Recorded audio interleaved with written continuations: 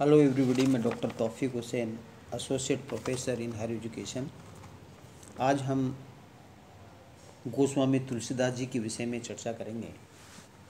जैसा कि आप जानते हैं कि गोस्वामी तुलसीदास जी का उदय ऐसे समय में हुआ जिस समय मर्यादा पुरुषोत्तम राम की जो कथा है उसको संस्कृत भाषा के अंदर है, वो भारत के विभिन्न हिस्सों के अंदर वो प्रचारित किया जा रहा था। लेकिन उस समय संस्कृत है वो आमजन की भाषा नहीं थी, इसलिए जो राम की चरित्र से है वो आम व्यक्ति वो लाभान्वित नहीं हो रहा था। लेकिन जो जो जो तुलसीदास जी हैं उन्होंने एक अद्भुत साहस और लगन का परिचय देते हुए राम की जो आदर्श है उसको जन जन तक पहुंचाने के लिए है, वो आम जन की भाषा है, उसमें रामचरितमानस है उसकी रचना करने का बीड़ा उठाया और उन्होंने अवधी भाषा के अंदर है वो रामचरितमानस की रचना की।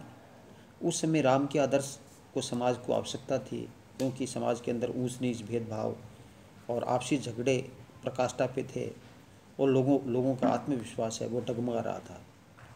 तो ऐसी विपरीत परिस्थितियों के अंदर है वो जो तुलसीदास जी हैं उन्होंने राम के जो आदर्श है उसको अवधी भाषा में लिख करके रामचरितमानस के रूप के अंदर लिख करके वो जन जन तक पहुंचाने का कार्य किया। तो इस आधार पर हम कह सकते हैं कि गोस्वामी तुलसीदास जी हैं वो भारतीय संस्कृति के एक प्रतिनिधि कवि है वो कहे जा सकते हैं।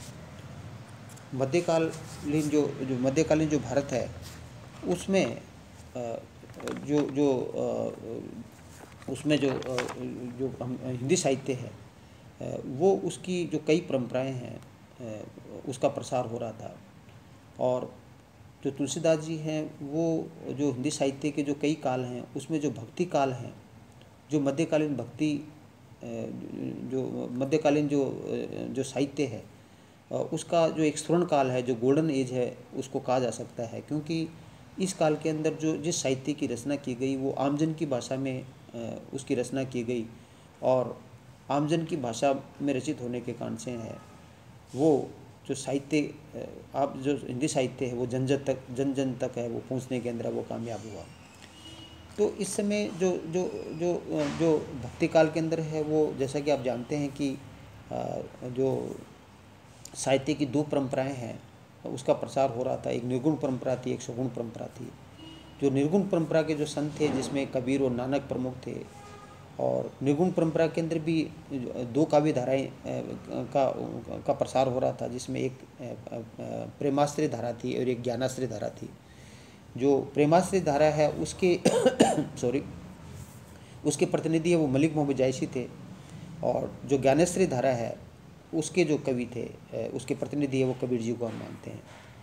लेकिन निर्गुण धारा के साथ साथ इस समय जो सगुण धारा है वो भी काफ़ी पॉपुलर हो रही थी, और सगुण धारा की जो वैष्णव जो भक्ति परंपरा है वो अधिक लोकप्रिय हुई। और इस वैष्णव भक्ति परंपरा की भी दो काव्य धाराएं थी, जिसमें एक कृष्ण भक्ति धारा थी और एक राम भक्ति धारा थी।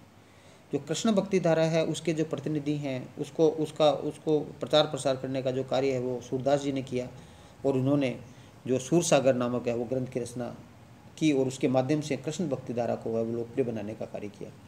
लेकिन इस काल के अंदर है वो सबसे ज़्यादा लोकप्रिय जो धारा थी वो राम भक्ति धारा थी, और राम भक्ति धारा को है वो एक तरह से आम लोगों तक जो पहुंचाने का जो काम है वो गोस्वामी तुलसीदास जी ने किया, और उन्होंने रामचरितमानस की रचना है वो आमजन की भाषा है वो अवधि में की, और एक तरह से तुलसीदास जी के कारण ही राम भक्ति परंपरा है वो काफ़ी पॉपुलर हुई। तो राम भक्ति जो भक्ति काल के अंदर जो राम भक्ति जो परंपरा है उसके जो महान कवि हैं, और एक जो सर्वश्रेष्ठ कवि हम कह सकते हैं जो तुलसीदास जी है, उनके जन्म के विषय के में और उनके स्थान के विषय में हमें जो प्रामाणिक जानकारी नहीं मिलती है। लेकिन ऐसा कहा जाता है विभिन्न जो साहित्य ग्रंथों से हमें ये जानकारी मिलती है कि जो तुलसीदास जी का जो जन्म है वो 1511 के अंदर है वो कासगंज यूपी के अंदर हुआ, और इनके जो पिता है वो आत्माराम दुबे थे, माता तुलसी थी, और इनके गुरु नरहरि दास जी थे और उनकी पत्नी थी वो रत्नावली थी, जिससे वो अत्यधिक प्रेम करते थे। तो तुलसीदास जी का जो प्रारंभिक जीवन है बड़े कठिनाइयों में व्यतीत हुआ। और हमें जानकारी मिलती है कि ऐसा कहा जाता है कि इन तुलसीदास जी का जो जन्म है वो मूल नक्षत्र में हुआ, और तो इसलिए उनको जन्म के अंदर है वो एक जन्म की मूल नक्षत्र और जन्म की एक विचित्र परिस्थिति कही जाती है। लेकिन उसी समय ऐसा कहा जाता है कि इनके मुंह के अंदर 32 दांत थे और एक तरह से वो मेच्योर प्रतीत होते थे, जो कि परिवार के लिए वो ऐसा कहा जाता है, ऐसा मान्यता थी कि परिवार के लिए वो सही नहीं है। और इनकी माता का है वो देहांत हो जाता है बचपन में। फिर इनका लालन पालन है वो एक प्रकार से है, उनकी दासी है चुनिया है वो करती है। और इसके पश्चात है तुलसीदास जी हैं वो एक तरह से चुनिया के देहांत के पश्चात है वो इधर उधर भटकने लगते हैं। लेकिन ऐसी स्थिति में जो काशी के शासक है जो गुरु नरहरि दास जी हैं उनके संपर्क में आते हैं, और वो इनका नाम है वो राम बोला रखते हैं, और इनका जो उपनयन संस्कार है या यज्ञोपवीत संस्कार करवाते हैं। और उनके निर्देशन में ही है, नरहरि दास जी के निर्देशन में ही है, उन्होंने वेद वेदांग और पुराण आदि ग्रंथों का वो अध्ययन है वो तुलसीदास जी ने किया। और उसके पश्चात इनका जो विवाह है वो रत्नावली से होता है। तो तुलसीदास जी है वो अपनी पत्नी रत्नावली से अत्यधिक प्रेम करते थे, और एक भी पल उनके वियोग को वो सहन नहीं कर सकते थे। और ऐसा कहा जाता है कि एक दिन वो पत्नी उनके अनुपस्थिति के अंदर अपने भाई के साथ है वो अपने पेड़ चली जाती है, लेकिन तुलसीदास जी है वो पत्नी जो वियोग है उसको सहन नहीं कर सके। और ऐसी स्थिति में प्रेम उन पर इतना हावी था कि वो एक उफुलती हुई नदी के अंदर एक मुर्दा जो लाश है उसके सहारे है वो नदी पार कर लेते हैं। तो प्यार में इस कदर वो डूब जाते हैं। और जब वो अपने ससुराल पहुंचते हैं तो वहाँ भी एक सर्प की रस्सी के द्वारा वो घर के अंदर वो प्रवेश करते हैं। तो इस तरह से जब तुलसीदास जी की पत्नी रत्नावली जब ये मिले तो ऐसी स्थिति में जो रत्नावली है वो तुलसीदास जी को दिखाती है, और उनकी जो फटकार है, जो पत्नी की जो फटकार है वो तुलसीदास जी की मनोदशा को बदल देता है। और उनका जो हृदय है वो एक तरह से उन पर गहरी चोट लगती है, लेकिन जो धिक्कार को है उन्होंने एक तरह से पॉजिटिव लिया, सकारात्मक लिया। जो रिस्पॉन्स है पत्नी का जो धिक्कार है उसको धिक्कार को उन्होंने एक तरह से पॉजिटिव रिस्पॉन्स के रूप के अंदर लिया। और उनका जो उन्होंने पत्नी ने धिक्कारा उसी समय उनका जो वासना प्रेम था जो अत्यधिक था वो वैराग्य प्रेम के अंदर है वो बदल जाता है। और क्योंकि पत्नी ने उनको ये कहा कि तुम इतना प्रेम एक हाड़मास की से करते हो, उतना प्रेम यदि भगवान से करो तो संसार की सभी समस्या का समाधान हो जाएगा और मोक्ष मिल जाएगा। तो ये जो कथन है पत्नी का है उनके जीवन के अंदर है, जीवन की तुलसीदास जी के जीवन की दशा और दिशा है वो बदल देता है। और एक प्रकार से जो उनका जो वैराग्य प्रेम है उनका जो वासनामय प्रेम है वो वैराग्य प्रेम के अंदर वो बदल जाता है। तो तुलसीदास जी के जीवन की जो ये पत्नी के धिक्कार की जो घटना है वो एक महत्वपूर्ण घटना है, वो बदलती है। और इससे हमें शिक्षा मिलती है कि किसी भी घटना के प्रति आप क्या रिस्पॉन्स देते हैं वो आपके लिए महत्वपूर्ण है। तो तुलसीदास जी ने जो अनेक ग्रंथों की है वो रचना की, और तुलसीदास जी एकमात्र भक्ति संत थे जो संत के साथ साथ कवि भी थे। ऐसे उल्लेख है वो हमें एक तरह से दुर्लभ मिलते हैं।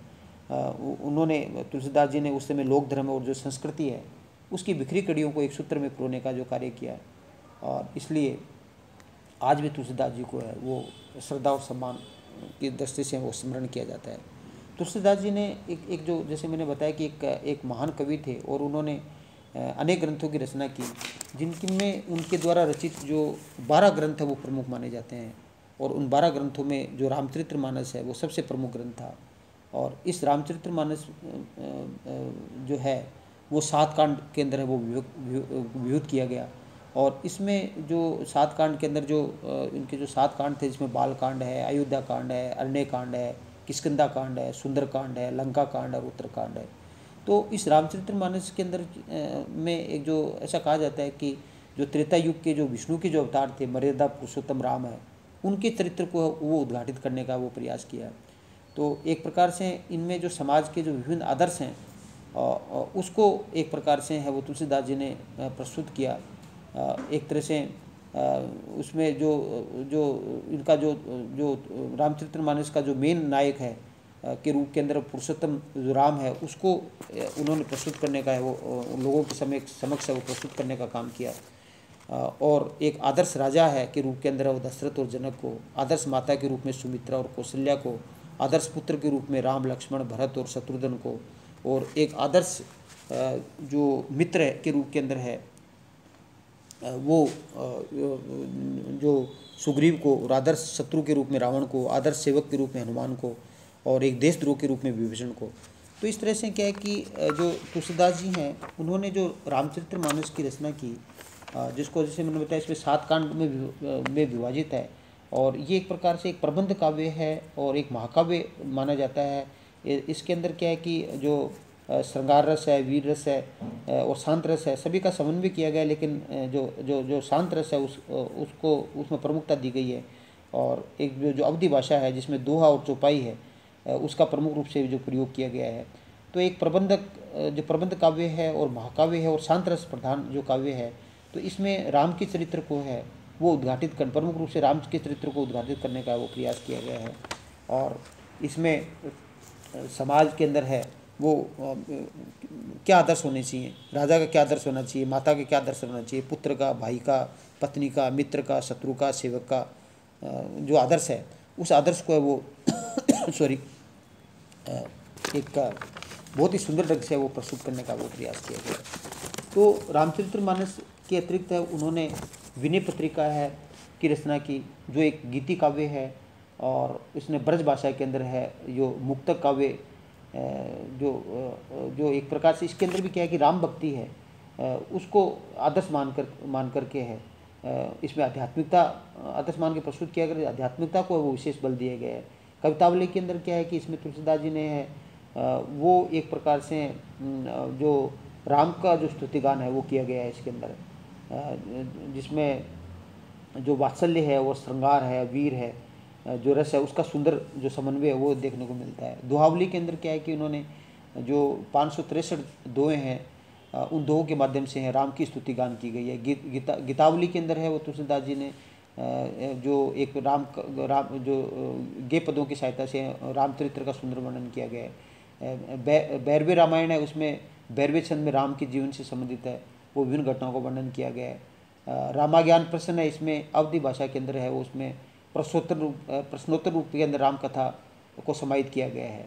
और रामलला छू है उसके अंदर उन्होंने 16 छंद के माध्यम से है वो श्रृंगार रस है में राम कथा को है वो प्रस्तुत किया गया है।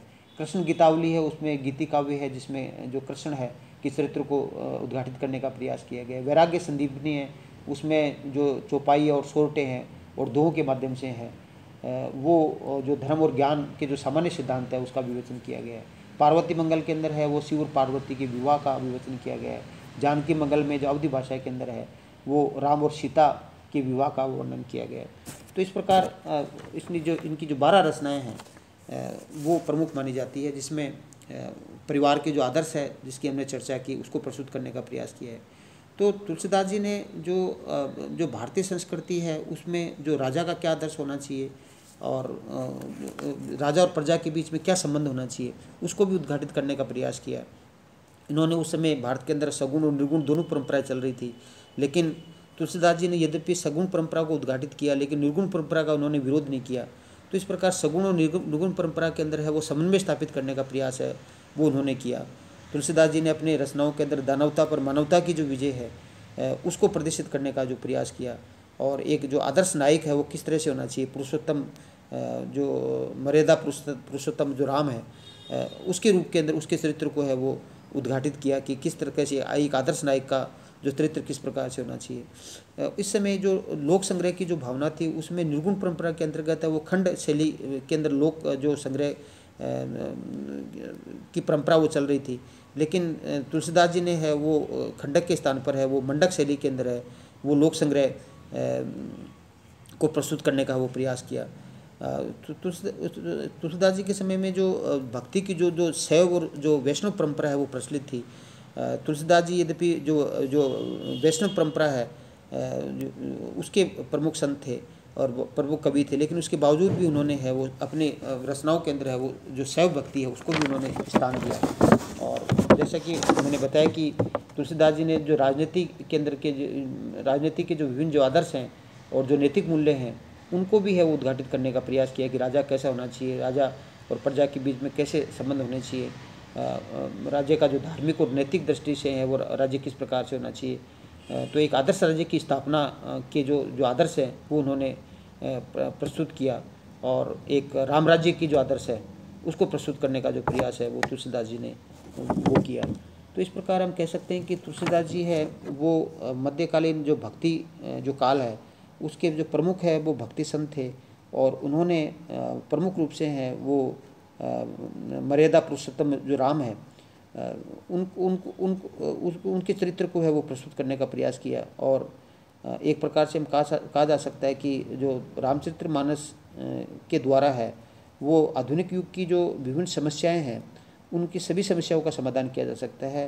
राम को है वो एक तरह से ईश्वर के रूप में माने या किसी रूप में माने, लेकिन एक पुरुषोत्तम एक आदर्श पुरुष के रूप में यदि हम इसको स्वीकार करें, जो हम भारतीय स्वीकार करते हैं, तो ऐसी स्थिति में आधुनिक भारत की जितनी भी समस्याएं हैं जो सामाजिक है, राजनीतिक है, सभी प्रकार की समस्याएं हैं वो पुरुषोत्तम मर्यादा पुरुषोत्तम जो राम है उनके चरित्र को अपना करके है वो हर समस्या का है वो समाधान है वो किया जा सकता है। इस प्रकार तुलसीदास जी ने है वो एक अद्भुत साहस और लगन का परिचय दिया और उन्होंने रामचरितमानस में के द्वारा है वो राम के मर्यादा पुरुषोत्तम राम के चरित्र को है वो आम लोगों तक है वो पहुंचाने का वो कार्य किया। तो इसके साहित्य की जो और जो विशेषताएं हैं उसके विभिन्न पक्ष हैं उसके विषय में हम अगले व्याख्यान के अंदर चर्चा करेंगे। Thank you. जय हिंद, जय भारत।